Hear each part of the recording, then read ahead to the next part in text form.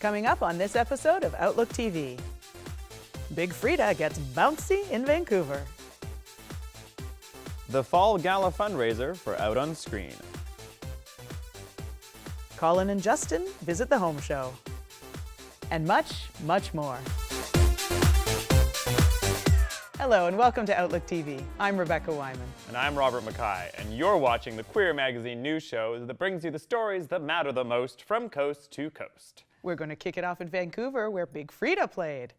Yes, and I hear that we've had things in the past, such as like the Charleston, the Limbo, and the Electric Slide, but this brings bounce? Oh yeah, bounce. Clearly, I'm dated, but we're about to learn. All about it.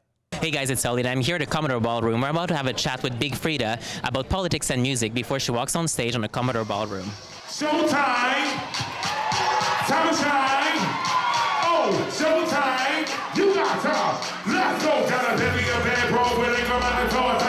Right now, in the time that we're living in, it's important for people to be themselves and to live their best life. And you know, I do that through my music. I give my message through my music. I live freely without being apologetic about anything that I want to do, who I love, who I choose to be. And I just want, you know, my people and my followers to do the same. And that's what's been happening, you know, lately.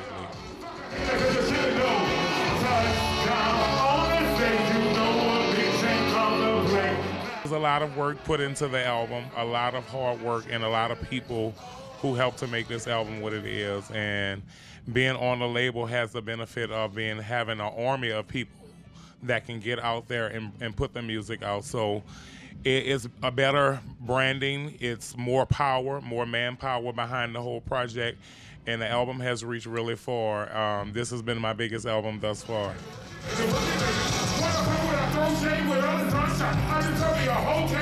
I mean, Black Lives does matter, and it's important for us to keep getting the message out there, but it's also important for us as Black people to stop hurting each other and to, you know, live our best lives and, you know, stop all the hatred that's going on in the world. It's just uncalled for nonsense, and a lot of it can be resolved if people talk issues out.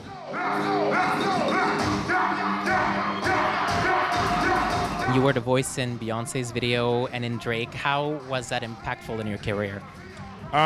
You know, it took me to the next level. I'll also be able to get some of the Beehive fans over to my side of my world, and also Drake's fans to my side of my world. So it's all great, you know, cross promotion, cross collaborating, and I was excited for both of those individuals to work with me on their projects.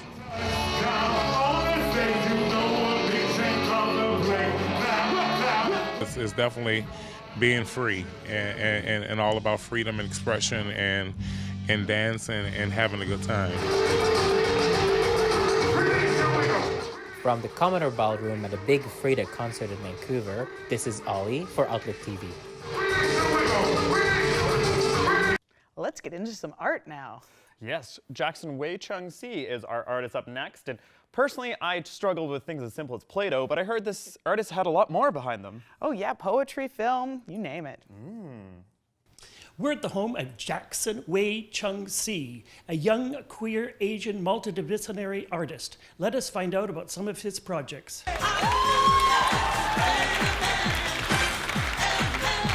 I would say I'm a multidisciplinary artist, an entrepreneur, and an ambassador.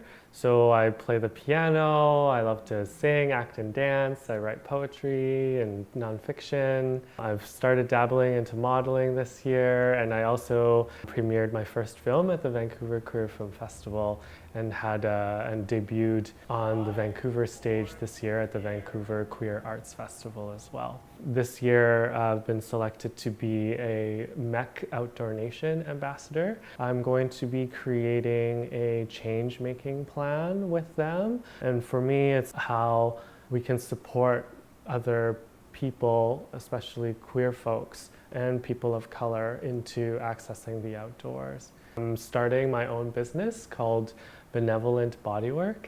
I really incorporate counseling as well as Reiki, in addition to massage and acupressure into my practice. For sure. I'm still learning to be a good and decent human being. Prior to coming out, I hadn't quite connected my heart to my head. And so I was mostly just living from my head, thinking a lot about what I should be doing. I completed my civil engineering degree with first-class honors, but I decided to leave that behind.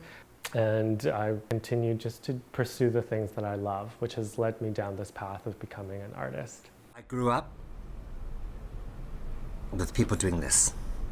Troublemakers 3.0 was a collaboration between Real Youth, Love Intersections, and Out on Screen, the Vancouver Queer Film Festival. My troublemaker was named Paul Wong. And he's like so cool. He's got his own Wikipedia page. I remember meeting him for the first time and thinking that he was just out of this world. I'd never met another queer Chinese male like elder before. I didn't have any of those people in my life growing up. So for me to just kind of see that and to recognize him as a, you know, a role model and as a mentor has been really life-changing for me. I'm baffled and ashamed. The poem that I did and performed solo at the Queer Arts Festival, it was just an opportunity for me to showcase something that I had written. It talks about my own intersections and struggles around my racial identity growing up, and ultimately finding a light at the end of the tunnel through love. You are home.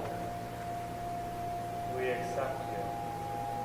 We're going to have to take a little break now. I'm off to sign up for a community college course because I feel inadequate amongst all this big talent we're covering. Hand painting?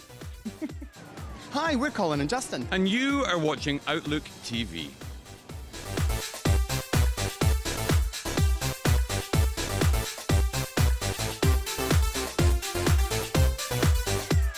Welcome back. You're watching Outlook TV. Angus checked out the home show. And I am so jealous of Angus. He got to cover Colin and Justin. Not only are they famous, but they're Scottish like me. They have an accent, though you don't. None. That's so much hotter, I'm sorry. I'm awful. We're at the Vancouver Fall Home Show 2018, where we're going to go behind the scenes and meet some of the guest designers and speakers. Please join us.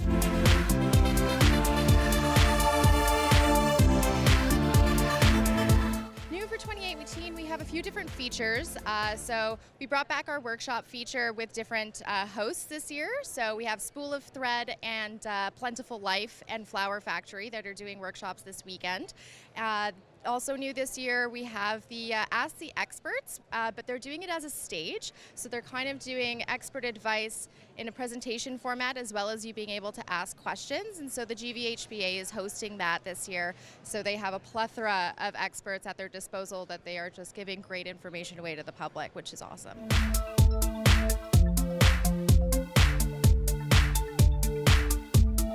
So the whole team, we just got together, we designed the space, and it was inspired by us working with our surroundings. So like just being out of Port Moody, like just trees, lifestyle. So literally building within that surrounding, like the water, the trees, the habitats, things like that. I'm Colin. And I'm Justin. I'm Justin. Welcome, Jake. And I think you can tell by the accent that we're actually not from these parts. Okay? Our shows on Cottage Life have been called Cabin Pressure, and our new show, which is on right now every Thursday night on the Cottage Life Network, is called Great Canadian Cottages, and it's essentially a tour around some of Canada's most beautiful vacation homes. But there are 8 episodes, 24 properties in total, and just an excuse for us to go and visit great Canadians and great Canadian cottages and actually produce some, what I like to call, property porn, because it's beautifully shot, you know, and it's Justin and I mooing and oohing as we encounter these beautiful properties. But because we've actually built and renovated properties in a rural environment, we're in a really good position, you know, to appreciate, you know, the trials and tribulations and ask the right questions, so we get a really good story from each homeowner. See potential. I love that word, potential. How do you see potential in the home of your dreams? there's never been a moment in our lives, either personally or professionally, where we've concealed the fact that we're gay, because we've never had to. And we've been really fortunate. I know that some people have had a lot of battles to deal with over the years. We've been very fortunate that we've never had anything that we're aware of, but we've always done whatever we can to help those that mightn't be in the same position that we are, to charge through life and make our own decisions. And I see young kids these days who are now much more able to express themselves than our peers were. But yeah, no, we've been out and proud since the day we were born.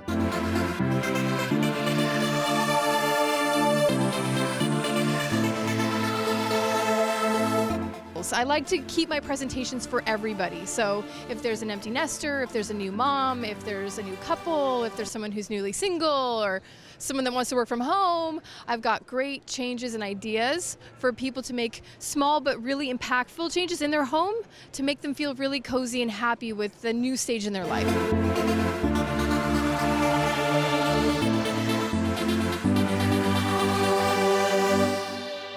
Every day is dressing up day for Davey Decarlo, a Vancouver icon. Yes, this man is talent, and this entire episode is brimming with it. He makes all of his own outfits, he puts them together himself, and he even sources the materials, I hear. Oh, he's just fabulous. I just buy things. I have no talent. Well, hello, Outlook TV. It's Halloween, and I am with the one and only Dave Decarlo today. Hey, welcome. And today, Dave is having a fantastic Halloween party, and he's going to talk about his legacy here in Vancouver.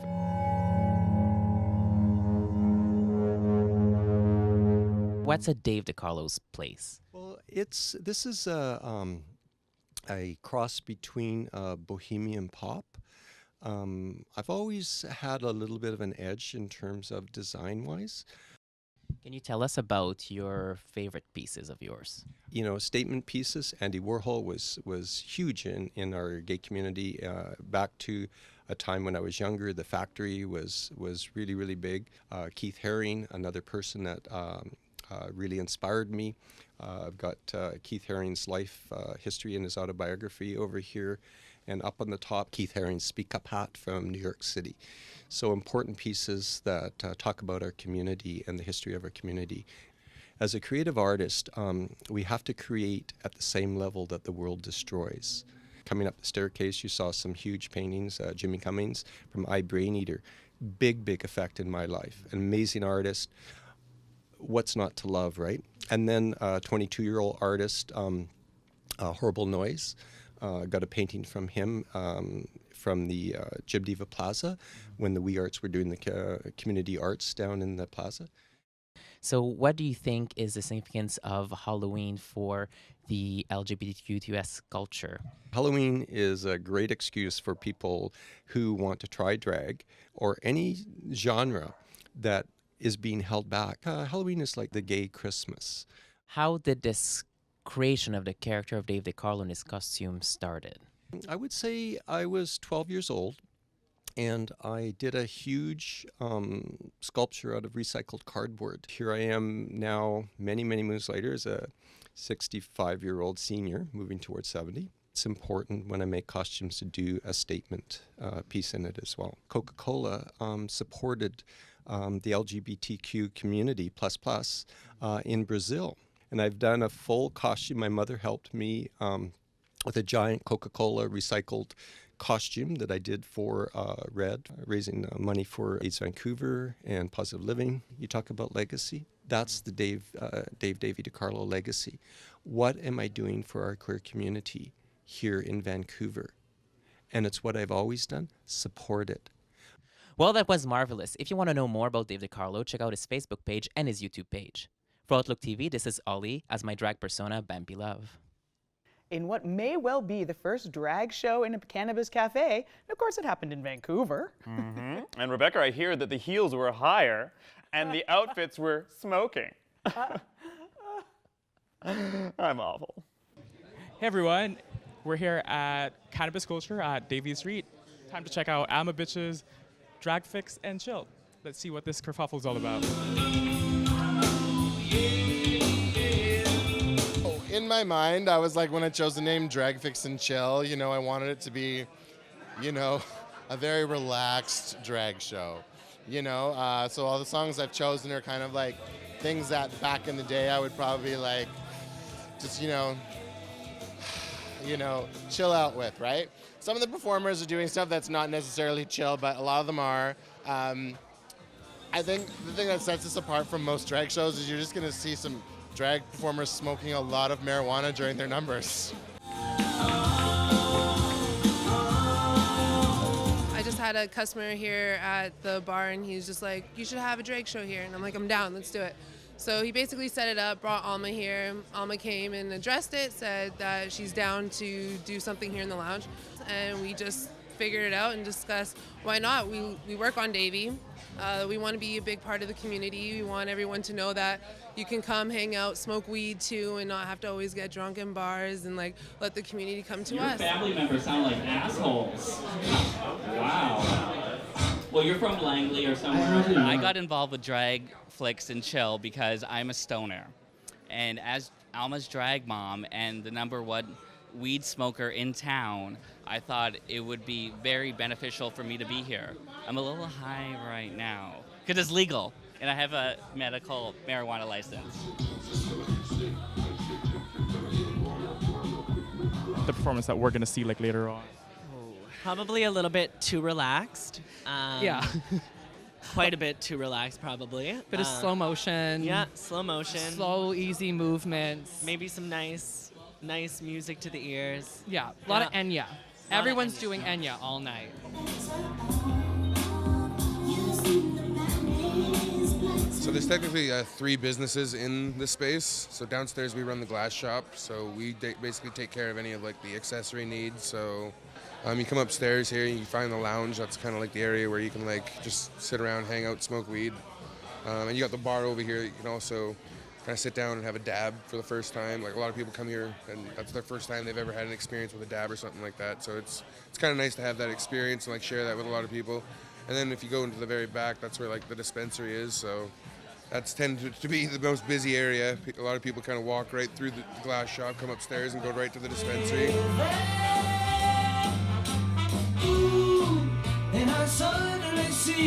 Well, that was something. There's Emmanuel for OutlookTV. We're going to have to take another little break now. Rebecca and I are going to cover the single of a more famous person, because clearly we're doing nothing on our own. You're so sad. I know.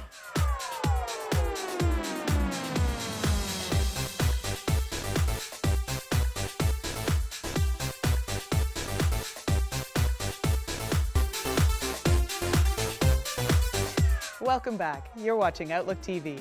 In this next story, we get to cover the Laramie project in Canadian style in a French rendition. Yes, we're going to Montreal to check it out. Ollie's got the story.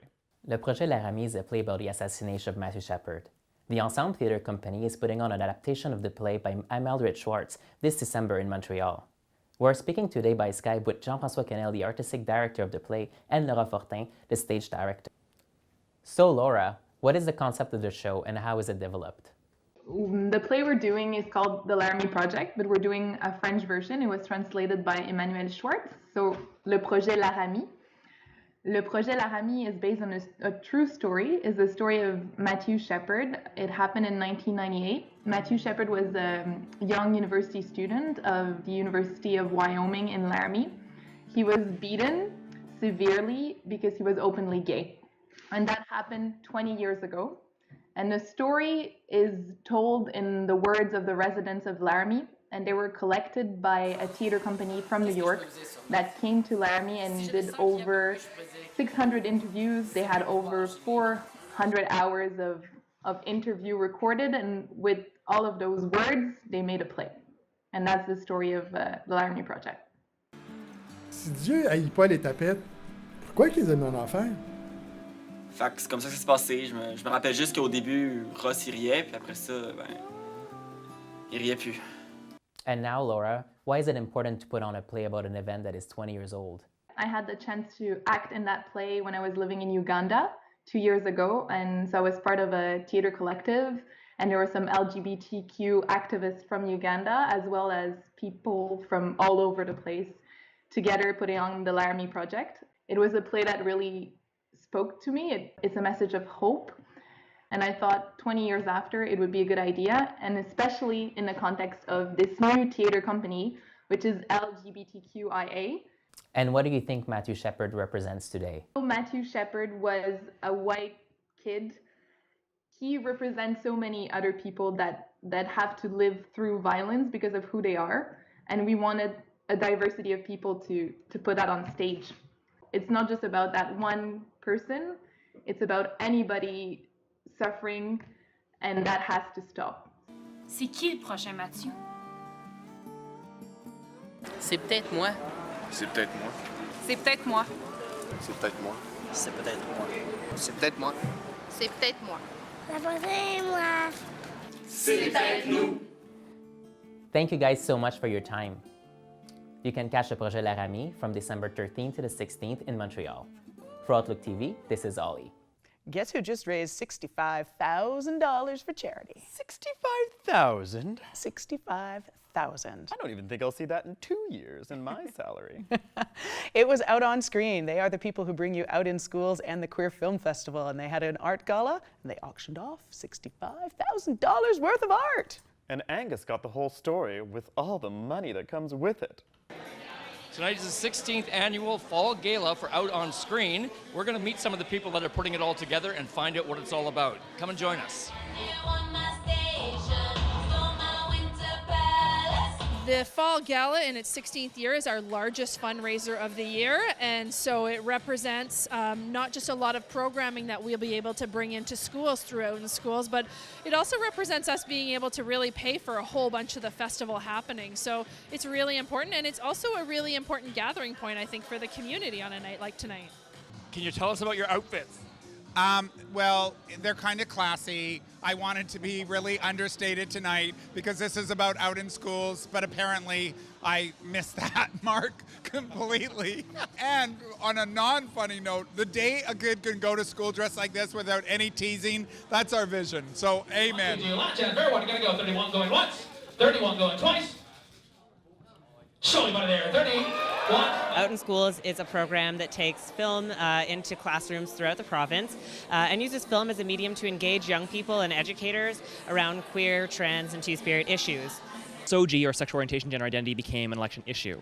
And so that shows to us that our work obviously is hitting some nerves, and also shows that our work is definitely more necessary than ever. I think as we see politics across Canada and across the world push back against the progress that the LGBTQ+ community has made, we're definitely cautious, but I think the school systems themselves are pretty progressive. The health nurse came in and she talked about everybody except me, and I remember that was the first time in my life I actually couldn't. I walked home as a kid and thought I had to kill myself. I have a gay half-brother, and he was very young when we all kind of figured out that he liked boys.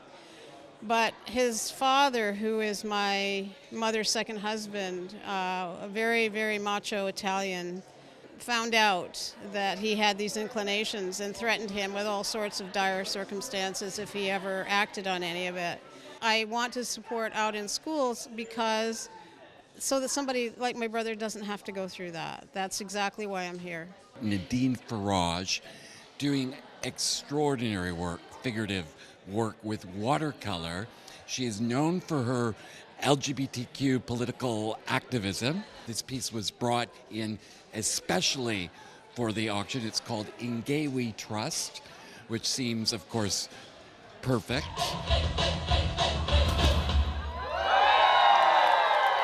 For Outlook TV, this is Angus Pratt at the 16th Annual Fall Gala for Out in Screen and Out in Schools. That is all the time we have for this episode of Outlook TV, but we'll be back very soon. And you can connect with us in the meantime. So hook up your 56K modem or Speak and Spell or whatever you use to get on the internet, and join us on all the social channels, or shoot us an email at OutlookTV to join us and volunteer, because, well, you get to work with us if you do. Well, me. Shut up. Thanks so much for joining us. I'm Rebecca Wyman. And I'm Robert McLeod. Stay fabulous, Canada.